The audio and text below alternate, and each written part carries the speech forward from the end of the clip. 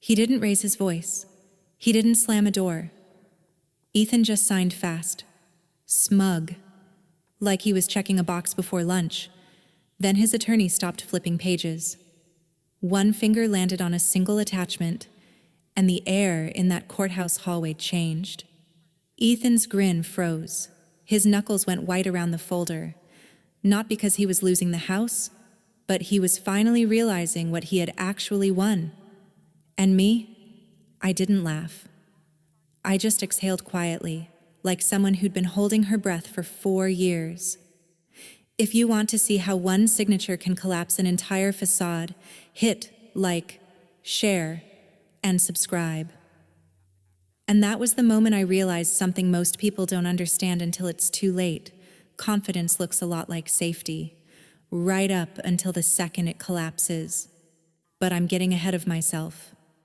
Let me take you back to the beginning, because you need to know who I was before I ever walked into that courthouse hallway with my hands steady and my voice calm. My name is Mara Collins. I'm 35, and for most of my adult life, I wasn't the kind of woman people notice. I wasn't loud. I wasn't flashy. I didn't take anyone from anyone. I didn't steal a husband, steal a dream, steal a life. I stood beside a man while he built a version of himself the world would applaud. I met Ethan Rowe when he was starving for success, not hungry starving. The kind of ambition you can feel in the way someone talks, like every sentence is a pitch, and every silence makes them itch. He had that smile that worked on strangers, the firm handshake, the big plans voice. And in the valley where we lived out in the East California suburbs, those things counted as currency. That place runs on image. Its truck beds and chrome rims in the driveway, its business cards that are a little too thick, its weekend barbecues where men talk in numbers, miles, loads, contracts, growth, while their wives smile like the math doesn't matter as long as the story sounds good. Ethan's story sounded amazing. He was building a logistics company, trucking, warehouses, routes up and down the state.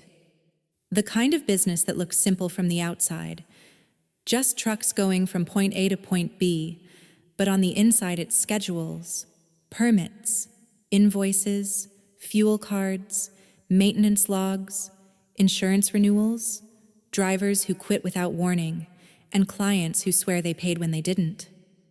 Ethan loved the front of it, the meetings, the handshakes, the photos next to a new rig, the feeling of being the guy who made it. And I loved stability.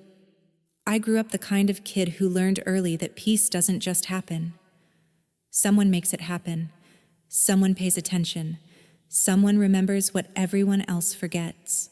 So when Ethan asked me to help, it didn't feel like sacrifice. It felt like responsibility, like building something real.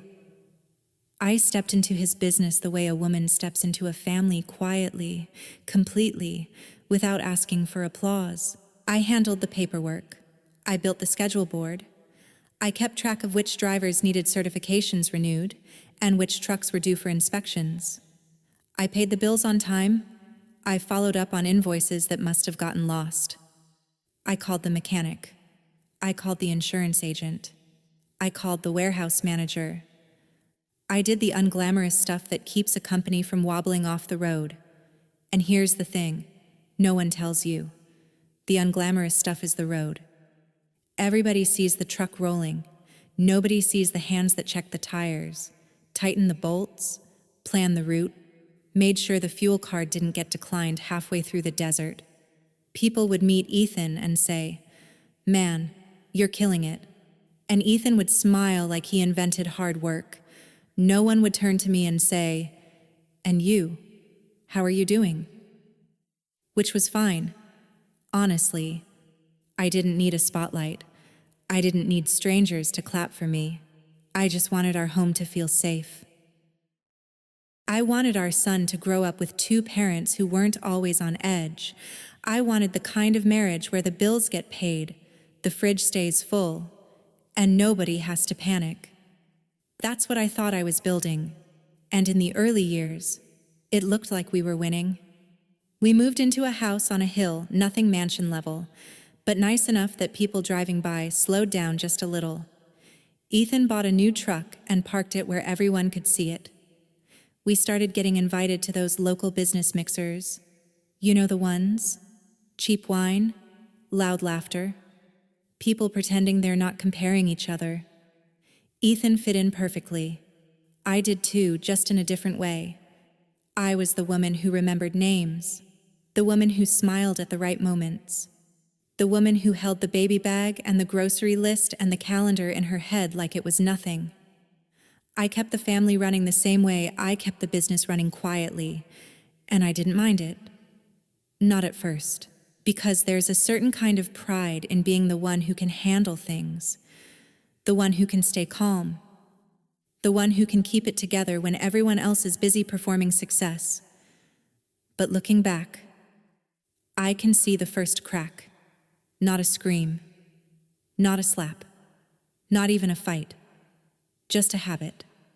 A habit of Ethan treating the visible work like it was the only work, treating my part like background noise, like the real story was him, and I was just supporting cast. And I didn't correct him. I told myself it didn't matter. That piece mattered more than credit. That marriage wasn't a scoreboard. So I kept my mouth shut, and I kept my eyes open. Because when you live around people who value image more than truth, you learn something fast. The loudest person in the room usually isn't the strongest. They're just the one who needs to be seen. And I wasn't trying to be seen. I was trying to make sure what we built didn't fall apart. Which is why, when it did start to wobble, I noticed before anyone else did. People like to think family conflict explodes, that it announces itself with yelling, slammed doors, something obvious enough to point out later and say, that was the moment. But for us, it didn't arrive like that. It crept in disguised as reasonable sentences. It started the day my mother-in-law said, "Noah's a big boy. He can handle it." She said it kindly, almost proudly, like she was complimenting him. And everyone nodded, because in our world, that sentence sounds like progress. Ethan nodded too. He was always busy by then. Later nights, earlier mornings, calls that couldn't wait, deals that mattered more than dinner, more than bedtime, more than listening to a 10-year-old explain why school suddenly felt harder than it used to. Whenever Noah needed someone to step in, really step in, there was always an excuse wrapped in logic. He's old enough to understand. He needs to toughen up. You don't want to make him dependent. And I watched my son absorb those words like instructions. So he stopped asking. That's the part people miss. Kids don't usually rebel when they feel abandoned. They adjust. They compress themselves. They learn how to need less, how to speak quieter, how to disappear politely so no one feels inconvenienced. Noah started doing things on his own that no child should have to do alone. Making his own lunches, letting himself in after school, sitting in his room with the door half closed, headphones on, pretending he didn't care that his dad hadn't noticed the science project taped to the fridge for 3 weeks. And when I brought it up softly, carefully, I was told I was overreacting. "Don't make everything a problem," Ethan said once, not even looking up from his phone. "Boys mature faster," Helen added. "That's a good thing." Good. That word followed me around like a bruise. In our community, men were praised for providing, for being exhausted, for missing things in the name of ambition. Nobody questioned the emotional cost, because money had a way of silencing those questions. And women were praised for keeping the peace, for not pushing, for understanding how hard their husbands worked. I was good at that role, too good. I swallowed my concern because I didn't want to be the difficult one, the dramatic one, the woman who couldn't just let things go, but late at night, after Noah was asleep, I'd sit on the edge of his bed and watch his chest rise and fall, and something inside me would twist, because he wasn't becoming independent. He was becoming careful. There's a difference no one teaches you to recognize. Independence grows from safety, from knowing someone has your back, even when you don't ask. What Noah was learning wasn't independence. It was how to be alone without complaining. And the more he adapted, the easier it became for everyone else to step back. That's the quiet trick of it. When a child copes well, adults feel absolved. They tell themselves, "See, he's fine." They don't notice that fine has replaced protected. I started hearing that phrase everywhere. He's old enough. He'll be okay. He needs to learn. And every time someone said it, the space around my son grew a little emptier. Ethan didn't see it, or maybe he did, but seeing it would have required him to slow down, and slowing down felt like losing. In his world, stopping meant falling behind, and falling behind was unacceptable. So I did what I'd always done. I paid attention. I noticed how Noah flinched when voices rose, even slightly. How he'd volunteer to stay at a friend's house when things felt tense. How he stopped telling me when something hurt unless I asked the exact right way. And I realized something that scared me more than the possibility of losing a house, or money, or comfort. If this continued, my son would grow up believing that being low maintenance was the same as being loved, that staying quiet was the price of belonging. And I knew deep in my bones that if I let that lesson sink in, no court, no settlement, no apology would ever undo it. That was the moment the stakes changed. This wasn't just about a marriage drifting apart. It was about what my child would learn from watching adults choose convenience over care. And for the first time, keeping the peace didn't feel like wisdom. It felt like surrender. The night Ethan said the word divorce, he said it the way some men announce a schedule change. Not angry, not emotional, efficient. He waited until Noah was asleep. He didn't sit down. He leaned against the kitchen counter like this was a conversation he planned to finish quickly, before something else demanded his attention. "I think it's time we ended this," he said. "Not we need to talk. Not, I'm unhappy." Just a conclusion, delivered like a decision had already been approved somewhere else. He talked in bullet points, assets, timelines, who keeps what, who moves out first. He even suggested, gently, that maybe I should take a few weeks somewhere else so things didn't get complicated, like I was clutter. And then he said the sentence that changed the temperature in the room. "If this turns ugly," he added, "custody doesn't have to be automatic." It wasn't a shout. It wasn't a threat wrapped in rage. It was worse than that. It was calm.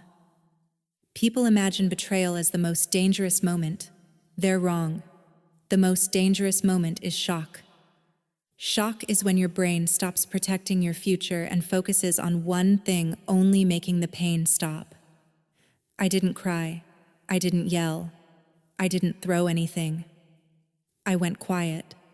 Not because I was weak, because something inside me was scrambling to stay alive. My thoughts slowed down. Sounds felt far away. I remember staring at the edge of the counter and thinking how strange it was that the house looked exactly the same while everything in my life had just collapsed. Ethan kept talking. He mistook my silence for agreement.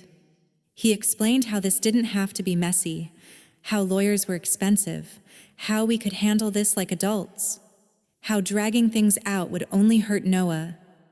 And for a split second, a terrifying second, I understood why so many people sign things they regret. Because when you're in shock, peace feels like oxygen. You'll say yes to almost anything if it promises the pain will end faster. That's when bad decisions get made. Not by stupid people, by stunned ones. I watched my own hands resting on the table. They didn't feel like mine. I remember thinking, if I just agree, this will be over. If I don't fight, if I don't ask questions, if I don't make him angry, that's the trap. Shock turns intelligent people into negotiators for their own erasure. Ethan saw the hesitation flicker across my face and leaned into it. We can keep this simple, he said. I'll take care of most things. You won't have to worry. Worry. The word almost made me laugh. He talked about fairness while positioning himself as the decider of what fairness looked like. He talked about Noah's stability while quietly introducing the idea that stability could be negotiated. And still, I didn't react. Because my brain wasn't ready. There's a window after trauma when your nervous system is flooded. You can hear words, but you can't process consequences. You want relief, not accuracy, resolution, not truth. That's the window where people lose houses, savings, time with their children, not because they didn't care, because they cared too much, too fast, and in the wrong direction. I told Ethan I needed time. He frowned, just slightly. He didn't like delays. Time for what he asked. To think, I said. He nodded, but there was impatience behind it. Like he assumed thinking would only confirm what he'd already decided. What he didn't understand was that my silence wasn't surrender. It was containment. I was holding myself together long enough for the shock to pass. That night, after he went to bed, I sat alone in the dark living room. I didn't make plans. I didn't strategize. I didn't cry. I breathed, slowly, deliberately, like someone surfacing from underwater. And somewhere in that quiet, a single thought formed, not loud, not dramatic, but solid.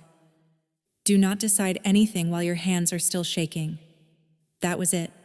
Not revenge, not justice, just a pause. Because the most dangerous thing you can do after betrayal isn't staying too long, it's leaving too fast. The humiliation didn't arrive all at once. It came in layers. The first layer was family. Ethan didn't wait. He barely gave the house time to cool down before Lila Grant appeared like a guest who'd already been told where the towels were. She walked through the front door with that careful confidence of someone who believed she'd arrived at the right time in someone else's story. She laughed too loudly in rooms I'd learned to be quiet in. She sat on the couch like it was temporary because to her, everything was temporary, including me. The house on the hill stopped feeling like a home and started feeling like a stage. Lila treated it like a backdrop. She rearranged flowers, commented on the view, asked questions that weren't questions at all. "Oh, you're still here," she said once, smiling, still, like an overdue package. And Ethan let it happen. He hovered near her, attentive in ways he hadn't been with me for years, as if proximity itself was a performance, as if being seen with someone new mattered more than the damage being done in plain sight. Then came Helen. She framed it as help. "I'll come by and organize things," she said, "so it's easier for everyone." What she meant was, "I'll decide what you deserve to keep." She didn't raise her voice. She didn't insult me directly. She did something worse. She sorted. She picked up items and placed them into piles with polite efficiency. "This is Ethan's. This can stay. This doesn't matter. This was never really yours." She talked about fairness the way people do when they've already chosen sides. "You have to be practical," she said. "Starting over means letting go. Letting go of things I'd bought. I'd cleaned. I'd held together when Ethan wasn't home." She never asked how Noah felt about seeing strangers claim space that used to be his. She never asked how I was sleeping. She asked if I planned to take the blender. That was the second layer. The third layer hurt the most, because it came wrapped in concern. Cynthia Blake had been my friend for years. She'd sat at my kitchen table, held my baby, complained about her own marriage like it was safe to do so. When she showed up, I almost cried from relief. Finally, someone on my side. She hugged me too tightly, told me how strong I was, how unfair everything was. She asked gentle questions, too gentle. So what's the plan? Did Ethan already file? Are you talking to a lawyer yet? I answered without thinking, because why wouldn't I? She was worried. She cared, or so I thought. It didn't take long for things I'd told her in confidence to show up in Ethan's mouth. Not word for word, just close enough. He'd mentioned details I hadn't shared with him, timelines, small decisions, things that only one other person knew. At first, I blamed coincidence, then pattern, then realization. The betrayal that hurts most isn't loud, it's efficient. It's the kind that feeds information upstream while pretending to hold you steady. Cynthia never defended Ethan openly. She didn't have to. She just made sure he was never surprised. That's when it hit me the people I'd trusted the most had the easiest access. Not because they were malicious, but because I'd never imagined needing armor around them. Family, the new woman, the old friend. 3 layers, each one stripping something different. Dignity, belonging, safety. And the worst part wasn't that Ethan allowed it. It was that he didn't even notice the damage. Because when you're convinced you're the hero of the story, everyone else becomes a prop. I started understanding something most people don't want to admit. Betrayal rarely looks like an attack. It looks like convenience. It looks like people choosing what's easiest for them, even when it costs you everything. And in that moment, standing in a house that no longer felt like mine, listening to laughter that didn't belong there, watching people I trusted rearrange my life without asking, I made a quiet decision. I stopped explaining. I stopped correcting.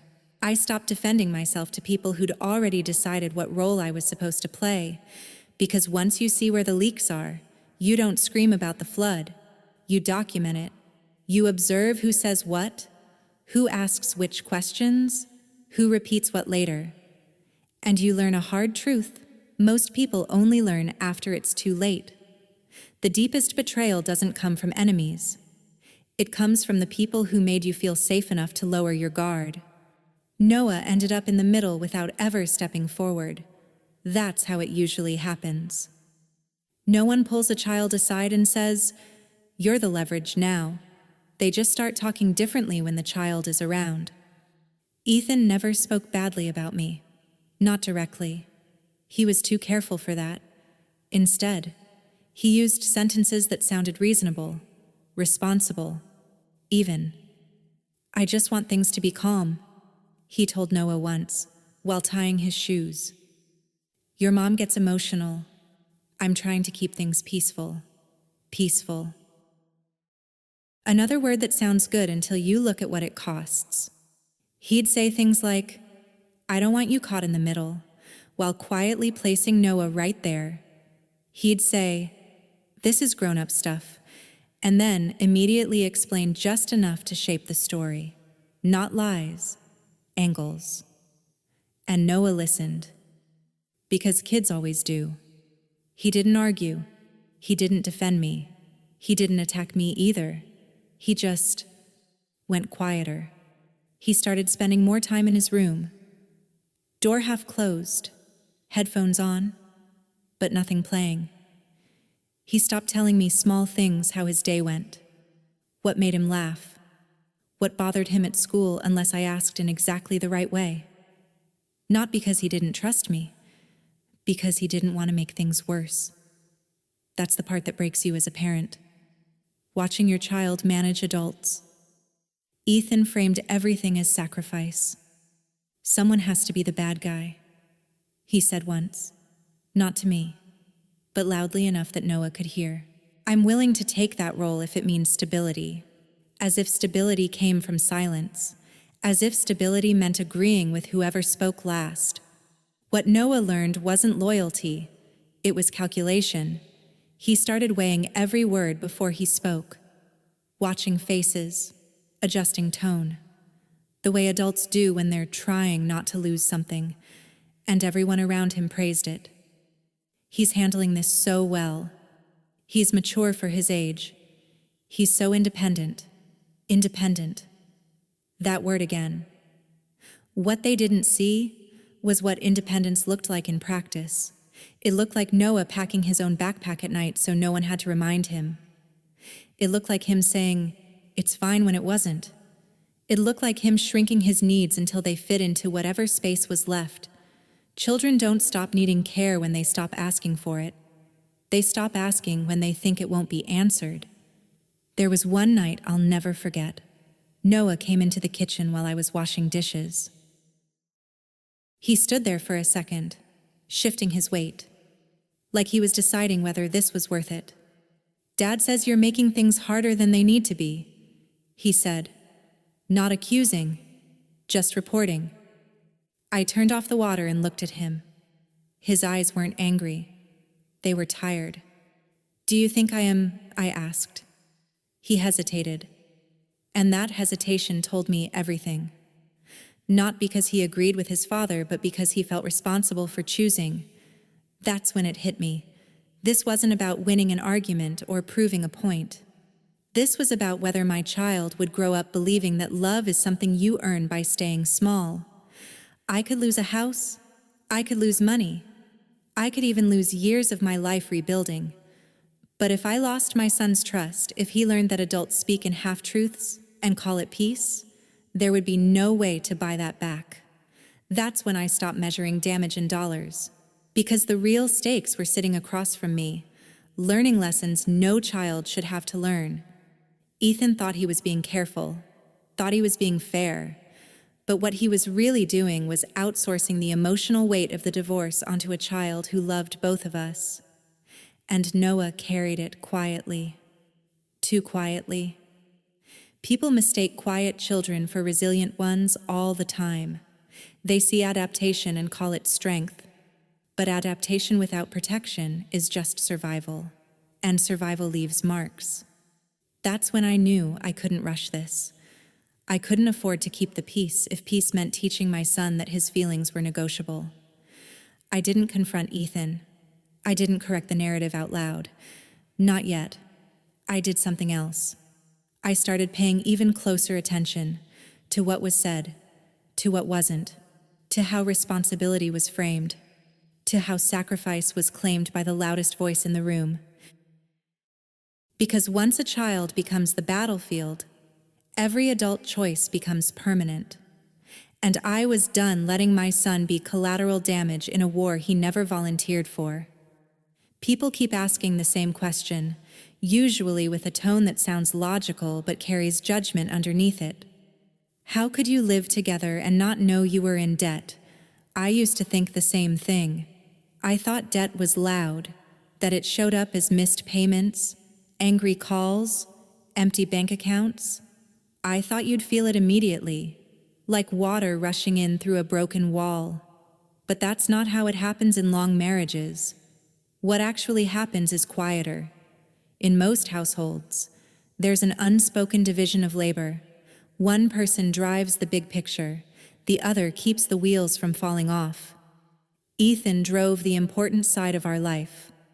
The growth, the expansion, the deals, the loans that came with confident handshakes and promises about future returns. I ran the part that makes life feel normal.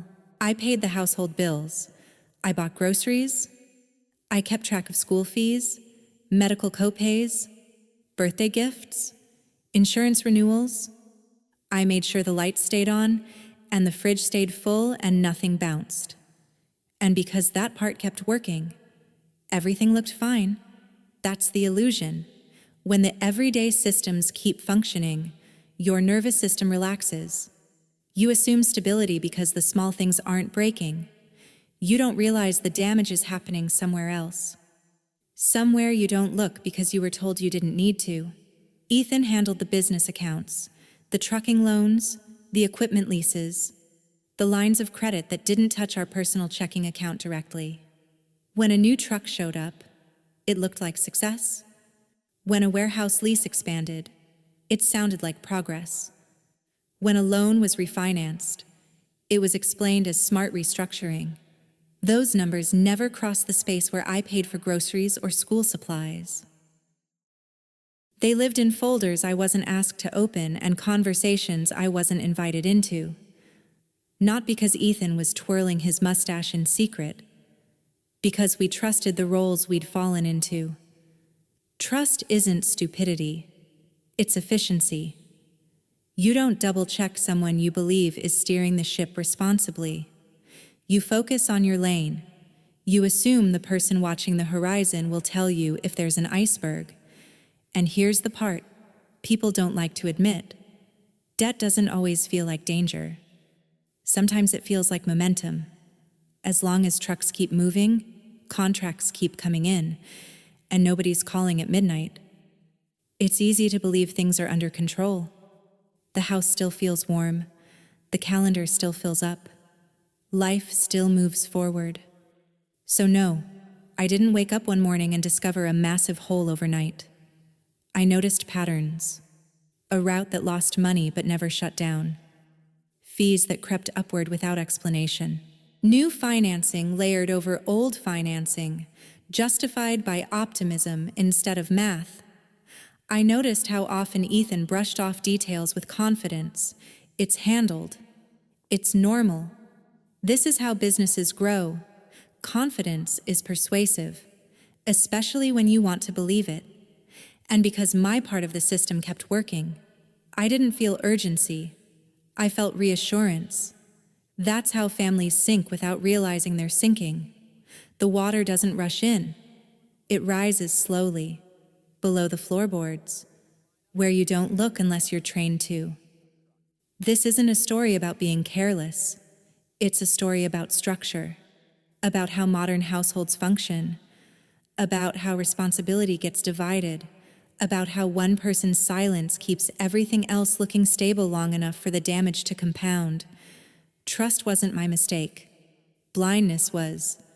And blindness doesn't come from love, it comes from being told, over and over again, that you don't need to see everything.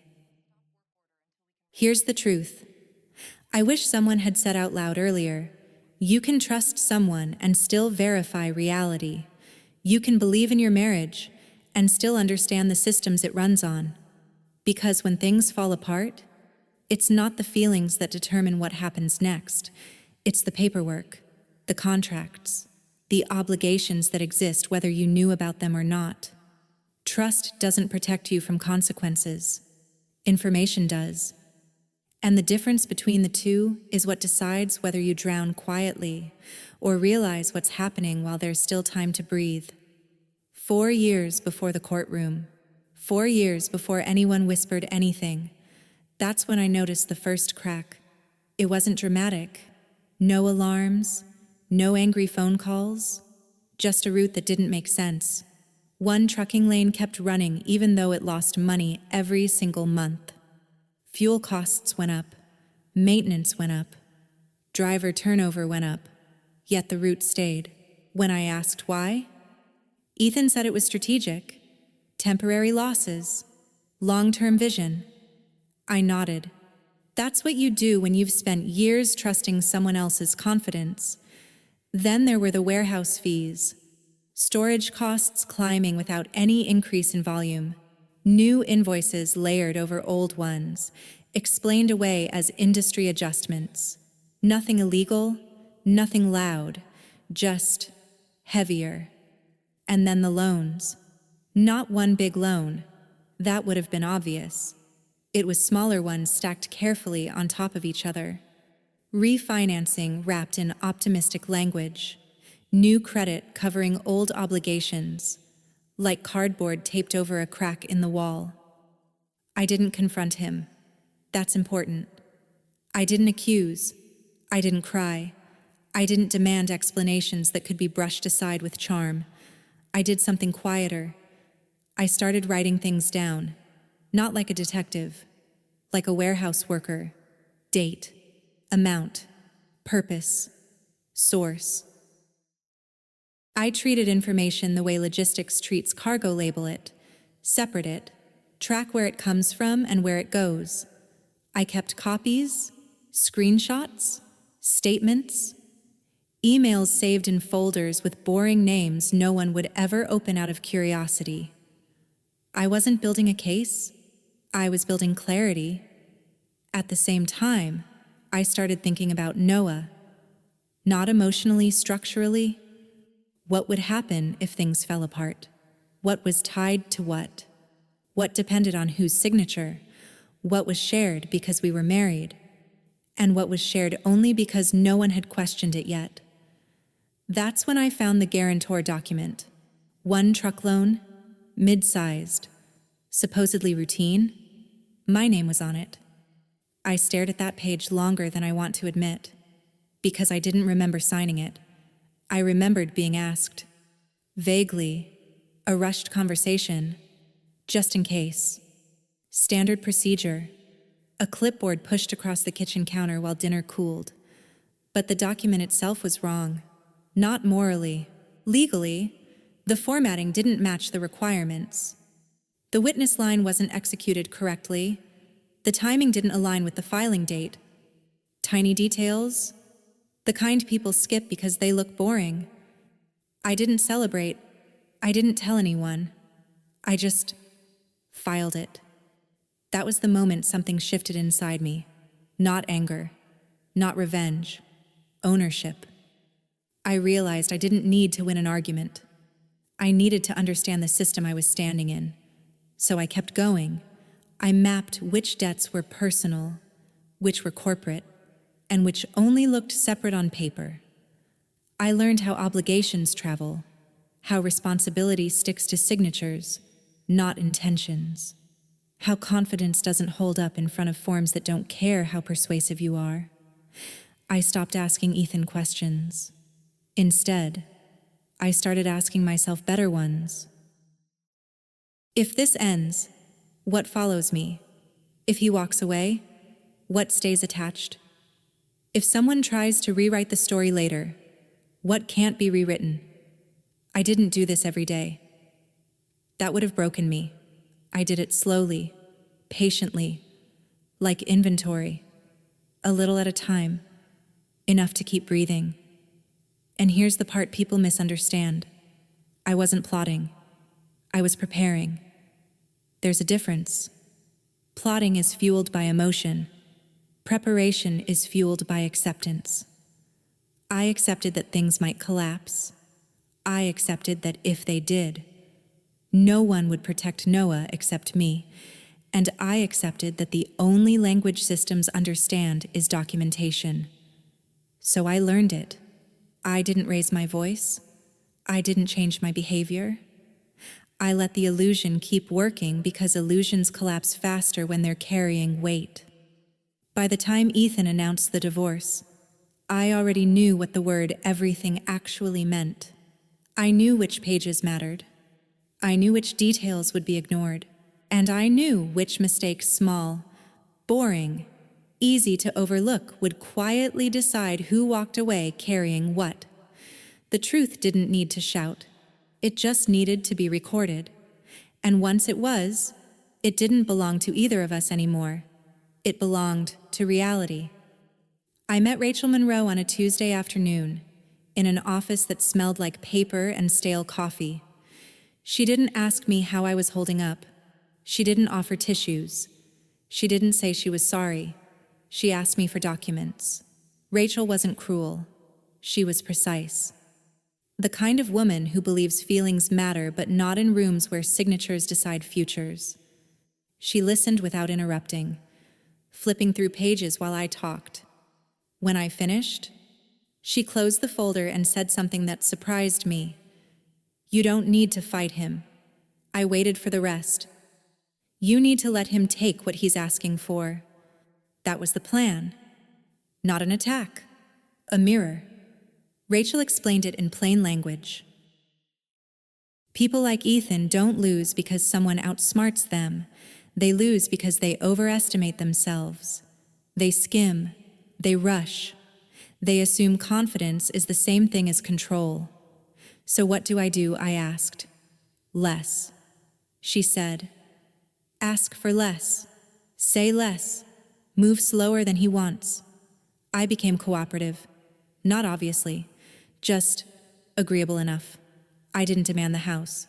I didn't argue about assets. I didn't bring up old promises or fairness or years of sacrifice. I nodded. I hesitated. I asked small questions that sounded unsure. Ethan relaxed. You could see it in his posture, in how quickly he started talking again, explaining things to me like I was behind, like I needed him to translate. Lila hated the delays. She wanted it over, wanted closure, wanted to move forward without loose ends. She pushed Ethan to finish quickly, to stop dragging things out. Just sign it, she said once, right in front of me. Why are you still negotiating? Helen was proud. My son knows what he's doing. She told anyone who would listen. He's keeping everything clean. Cynthia kept checking in. Too often. What did your lawyer say? Did Ethan agree yet? Are you okay with the timeline? I answered vaguely, carefully. Enough to sound open, not enough to give shape to anything. Every person around Ethan wanted speed. So I became slow. I asked for more time to review. I said I needed to think. I apologized for being indecisive. That apology was the key. People underestimate you the moment you apologize for existing. Ethan mistook my caution for fear. He started pushing harder, not on substance, but on urgency. We're good, he said. This is straightforward. Straightforward is what people say when they stop reading. Rachel and I reviewed drafts together, quietly, methodically. We flagged nothing out loud. We let language stay exactly as Ethan wanted it: broad, confident, comprehensive. He wanted everything. So we let him have it. I signed last. Slowly, page by page. Ethan barely looked at what he was signing. He trusted the story he was telling himself that I was walking away, tired and relieved, grateful he was handling things. That's the trick no one warns you about. The most effective trap doesn't feel like pressure. It feels like relief. By the time we reached the courthouse, Ethan was relaxed, joking, even. He'd already won in his head. Rachel didn't smile. She never does before the room changes. When the clerk passed the final packet forward, Ethan flipped through it the way people flip through menus when they already know what they're ordering. Fast, familiar, careless. I watched his pen move. And that's when I understood something with absolute clarity. Winning makes people lazy. They stop checking details. They stop questioning assumptions. They stop imagining consequences because they're too busy celebrating outcomes. Ethan wasn't beaten. He was convinced. Convinced he was smarter, faster, more decisive. Convinced that my quiet meant surrender. Convinced that asking for less meant wanting less. The countdown wasn't loud. It was silent. One signature at a time. One unchecked clause. One assumption stacked on another. People think power looks aggressive. It doesn't. Sometimes power looks like letting someone walk confidently into exactly what they asked for without bothering to read the fine print of their own ambition. I didn't need him to lose everything. I just needed him to take responsibility for what he insisted was his. And he did. Eagerly. The courtroom didn't feel dramatic. It felt administrative. Fluorescent lights, beige walls, chairs that were slightly uncomfortable on purpose. Like they didn't want you getting too relaxed about decisions that would follow you for decades. Ethan walked in confident. Not cocky worse. Comfortable. Like a man who believed the outcome had already been agreed on somewhere else. He joked quietly with his attorney, straightened his jacket, sat down like this was a formality standing between him and the rest of his life. Rachel didn't say much. She never does when it matters. She organized papers the way surgeons arrange tools, nothing extra, nothing rushed. And me, I looked tired, not strategic tired, not triumphant tired, just worn down. The kind of woman people assume has already lost. That assumption did half the work for us. When the judge began reviewing the agreement, the pace was steady, methodical, clause by clause, asset by asset, responsibility by responsibility. Ethan nodded along. He recognized the language, or thought he did. Then the judge turned to the attachments. That's when the room changed, not with a bang, with a pause. The kind of pause that doesn't last long but stretches in your chest while it's happening. The financial responsibility addendum came up first, the one Ethan had insisted on, the one that made everything clean, comprehensive, inclusive, all assets, all liabilities. He wanted everything. The judge read carefully, slowly, out loud, and I watched Ethan's posture shift, not dramatically, just enough. His pen stopped moving. His smile didn't disappear, but it tightened, like something unfamiliar had entered the room.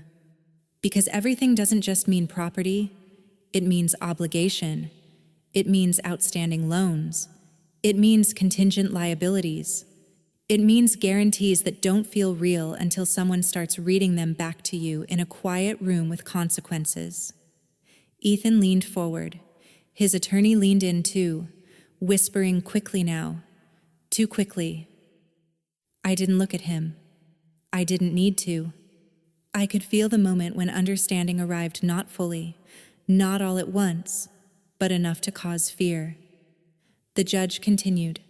The trucking assets, the warehouse leases, the financing structures attached to expansion, the responsibilities that followed ownership whether the business succeeded or failed. That's when Ethan spoke. She knew about this, he said, gesturing toward me. She handled paperwork. She knew what she was doing. It was the first time he'd looked at me directly all morning. Rachel didn't react. She waited. The judge raised an eyebrow. Is there evidence of concealment? The judge asked calmly. Not accusation, just process. Ethan opened his mouth, closed it, looked to his attorney. Words are powerful until they meet paper. Rachel slid a folder forward. Dates, emails, signatures. Clear boundaries of responsibility. Clear timelines of who managed what and when. And then quietly the guarantor document was addressed. The one Ethan had tried to use as leverage, the one he believed tied me to a truck loan he couldn't carry alone. The judge examined it longer than the others. Formatting, witnessing, filing sequence. Small things, boring things, deadly things when they're wrong. This guarantee appears unenforceable, the judge said, almost casually. The execution does not meet statutory requirements. Ethan shook his head. Once. Hard. That's not he started. But there was nothing to argue. The signature didn't hold. The obligation didn't transfer. The debt stayed exactly where it belonged. With the person who'd insisted on owning everything. That was the moment. Not when the ruling was finalized. Not when anyone stood up. The moment was when Ethan realized he wasn't being punished. He was being held. Held to the choices he'd rushed. Held to the language he hadn't read. Held to the confidence that told him details didn't matter. The custody conversation followed. Quieter but heavier. Ethan tried to suggest I'd hidden information, that I'd delayed, that I'd manipulated timing. But the record told a different story. Requests for transparency, time-stamped communications, proof of consistency, not deception. The judge didn't scold him. That's not how systems work. The system just weighed things. And when it did, Ethan's arguments were light, because outrage doesn't outweigh documentation. By the time the judge concluded, the room felt smaller, more grounded, less theatrical. Ethan looked stunned, not because he'd lost something suddenly, but because he'd been carrying it without realizing the weight. He'd asked for everything, and he'd gotten it. As we stood to leave, he finally looked at me again, really looked. I didn't smile. I didn't glare. I just met his eyes. Briefly. With the calm of someone who had already done the hardest part long before stepping into that room.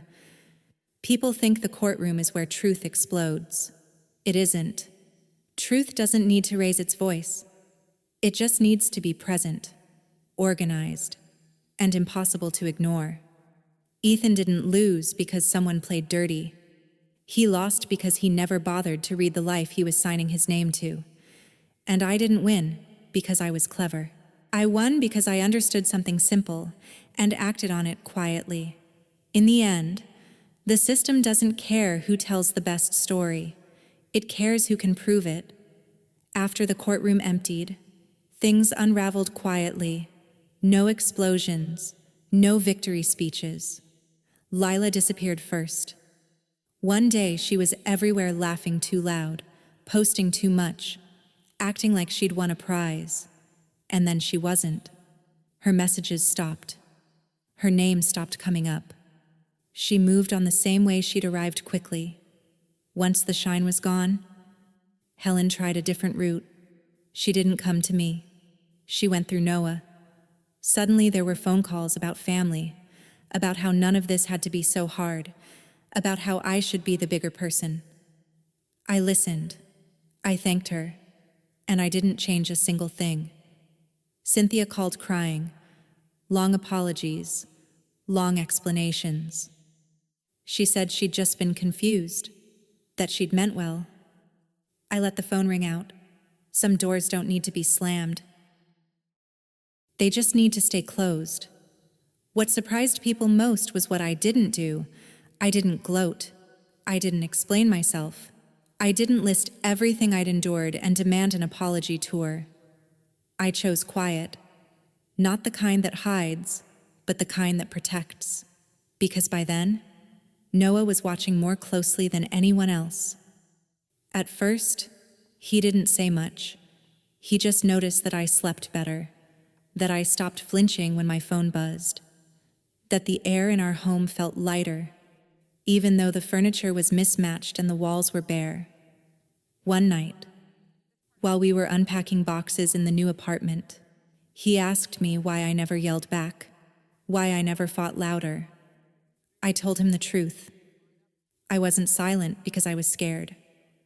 I said, I was silent because I was building something you couldn't see yet. That was the moment he understood.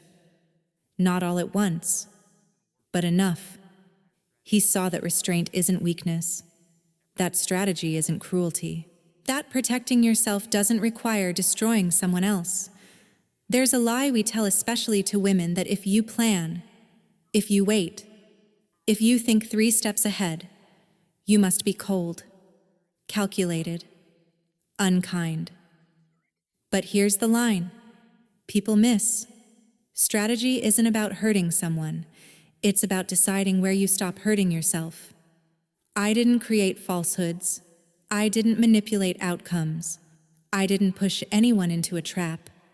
I just stepped back and let the truth stand where it belonged.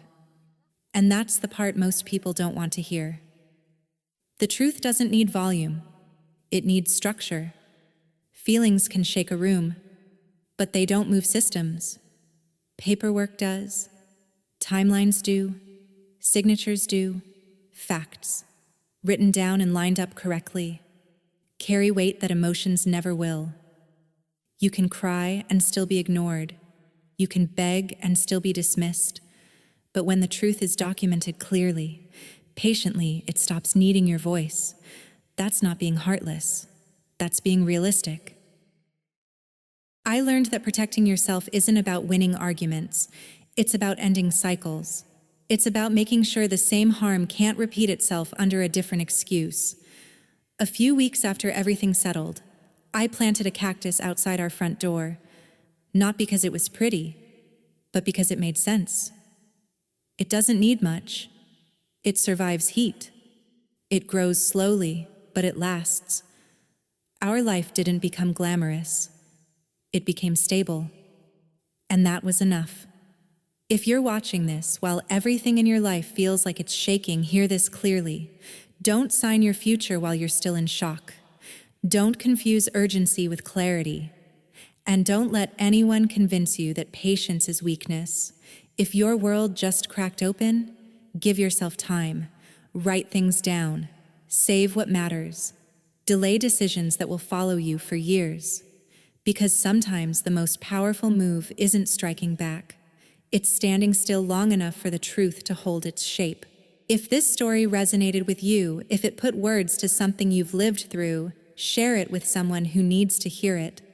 And if you want more stories like this, grounded in real choices and real consequences, make sure you're subscribed. Take care of yourself.